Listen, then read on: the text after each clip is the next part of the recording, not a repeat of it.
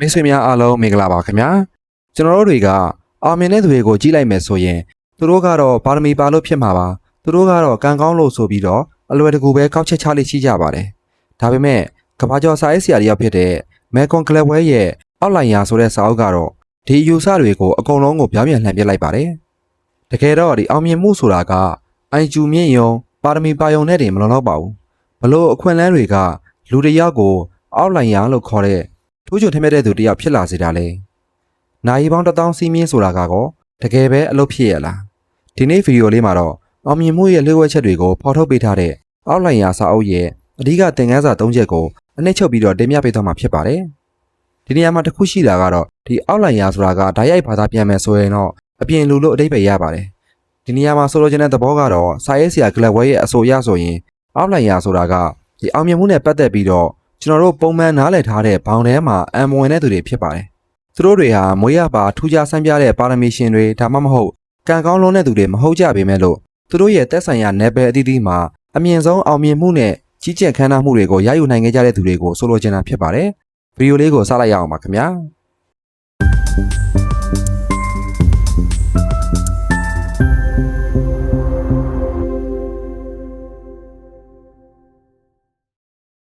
ပထမဆုံးအနေနဲ့ကတော့ဒီအောင်မြင်မှုဆိုတာကစ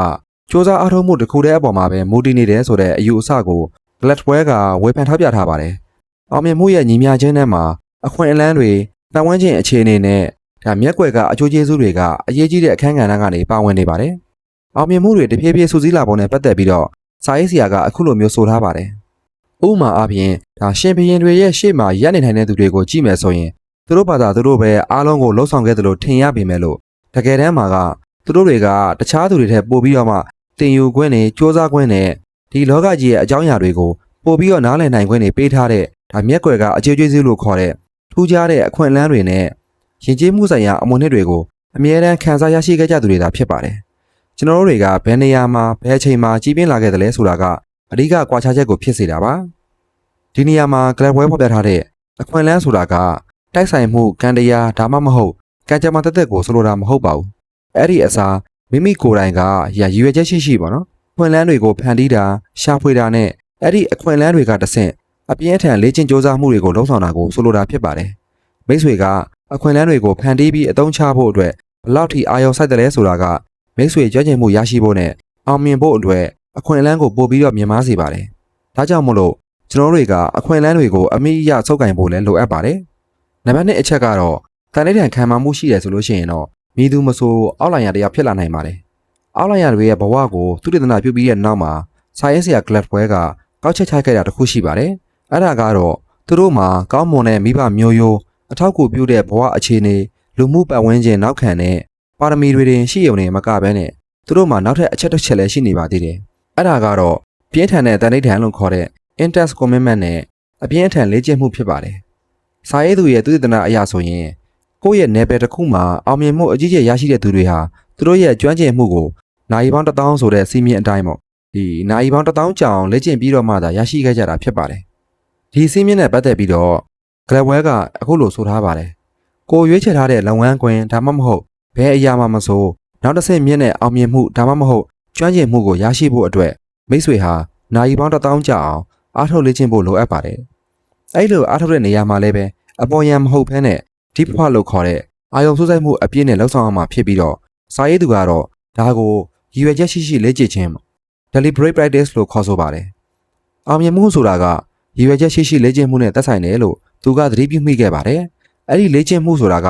အာယုံစူးစိုက်မှုရှိရမယ်၊ပြတ်သားရမယ်။နောက်ပြီးတော့ကိုယ့်ရဲ့လှုပ်ဆောင်ချက်အပေါ်ကိုတုံ့ပြန်တဲ့အကြံပြုချက် feedback ရရှိနိုင်တဲ့ပတ်ဝန်းကျင်မျိုးမှာရှိနေရပါမယ်။စာရေးဆရာကတော့ရည်ရွယ်ချက်ရှိနဲ့နိုင်ပေါင်း1000ကျော်လေ့ကျင့်တယ်ဆိုတာကမိတ်ဆွေကိုဘယ်အတတ်ပညာမှာမဆိုကျွမ်းကျင်တဲ့သူမာစတာတရားဖြစ်လာစေမယ်လို့ယုံကြည်ပါတယ်။ဒါပေမဲ့အဲ့ဒီနာယီ1000ကိုစိတ်ဆင်းရဲကိုယ်ဆင်းရဲနဲ့အချိန်မဖြုံးမိစေဖို့အဲ့ဒီဖြတ်သန်းမှုခရီးစဉ်ကိုပျော်ရွှင်အောင်ထားဖို့ကလည်းအရင်အရေးကြီးပါတယ်။မိတ်ဆွေဘဝရဲ့အနာဂတ်ပျော်ရွှင်မှုနဲ့လက်ရှိပျော်ရွှင်မှုကြားမှာအမြဲတမ်းမျှတအောင်နေထိုင်ဖို့လည်းလိုပါတယ်။နံပါတ်3အချက်ကတော့ဒီစာအုပ်ကကြီးကျယ်တဲ့အောင်မြင်မှုတွေဆိုတာကမြင်မာတဲ့အိုင်ကျူညံရင်ညံသွေးကြောင့်ဖြစ်လာတာဆိုတဲ့လူအများလက်ခံထားတဲ့အယူအဆကိုစာရေးဆရာကစိန်ခေါ်လိုက်တာပဲဖြစ်ပါတယ်။အိုင်ကျူမြင်မာတယ်ဆိုတာကကျွန်တော်တို့အမြဲတမ်းထင်မှတ်ထားသလောက် အောင်မြင်မှုအတွက်အရေးမပါဘူးလို့သူကဆိုပါတယ်အဲ့ဒီအစားတကယ်တမ်းအရေးအကြီးဆုံးကလက်တွေ့ကျတဲ့ဉာဏ်ရည် practical intelligence တာဖြစ်ပါတယ်လက်တွေ့ကျတဲ့ဉာဏ်ရည်ဆိုတာနဲ့ပတ်သက်ပြီးတော့ Gladwell ကအခုလိုမျိုးရှင်းပြထားပါသေးတယ်လက်တွေ့ကျတဲ့ဉာဏ်ရည်ဆိုတာမှာဘသူကိုဘာပြောရမလဲဆိုတာကိုသိတာဘယ်အချိန်မှာပြောရမလဲဆိုတာကိုသိတာနဲ့အကျိုးသက်ရောက်မှုအရှိဆုံးဖြစ်အောင်ဘယ်လိုပြောရမလဲဆိုတာကိုသိတာမျိုးတွေပါဝင်ပါတယ်။ IQ မြင့်ယုံနဲ့အောင်မြင်မှုကိုဓာတ်ရိုက်မဆောင်ကျဉ်နိုင်ဘူးဆိုတာကိုသက်သေပြဖို့အတွက်စာရေးဆရာကဒီ20ရာစုအစောပိုင်းက Professor Lewis Madison's တာမန်ပြုလုပ်ခဲ့တဲ့သုတေသနရလဒ်တွေကိုအခိုင်အမာကိုးကားထားပါတယ်။ပညာရေးဆိုင်ရာစိတ်ပညာရဲ့ရှေ့ဆောင်တဦးလည်းဖြစ်တဲ့ Professor တာမန်ကIQ 150နဲ့အထက်ရှိတဲ့ကလေးငယ်ပေါင်း1500ကိုလေ့လာစောင့်ကြည့်ခဲ့ပါတယ်။အဲဒီနောက်မှာတော့သူကအခုလိုမျိုးကောက်ချက်ချခဲ့ပါတယ်။ဘဝရဲ့စွမ်းဆောင်ရည်အပေါ်မှာ IQ ကအတိုင်းအတာတစ်ခုထိလွှမ်းမိုးမှုရှိနိုင်ပေမဲ့လို့ IQ ရမှတ်120အထက်ကိုရောက်သွားလို့ရှိရင်အောင်မြင်မှုရရှိဖို့အတွက်တိကျထင်ရှားတဲ့တရားမှုမရှိတော့ပါဘူး။ဒီနေရာမှာအဓိကမှတ်သားရတာကတော့ IQ ဆိုတာကအရာအလုံးမဟုတ်ပါဘူး။ကျွန်တော်တို့ထင်မှန်ထားသလောက် IQ ကအရေးမကြီးပါဘူး။တာမန်ဉာဏ်ရည်ဉာဏ်သွေးနဲ့လည်းအောင်မြင်နိုင်ပါတယ်။မိတ်ဆွေမှာတာမန် IQ ရမှတ်ပဲရှိနေပါစေ။နာရီ1000စီးမြင့်ကိုလိုက်နာပြီးတော့ရည်ရွယ်ချက်ရှိရှိလေ့ကျင့်မှုကိုသာလုံးနှဆောင်မယ်ဆိုရင်အောက်လိုက်ရာတယောက်လိုမျိုးထူးခြားတဲ့အောင်မြင်မှုကိုရယူနိုင်ပါတယ်။ဇွဲလုံးလိုက်ရဲ့စွမ်းအားပေါ့နော်။ Gladwell ရဲ့အဆိုအရဆိုရင်အောင်မြင်မှုဆိုတာကဇွဲရှိဖို့နဲ့စူးစမ်းလိုစိတ်တို့ရဲ့ရလဒ်ပဲဖြစ်ပါတယ်။လူအများစုက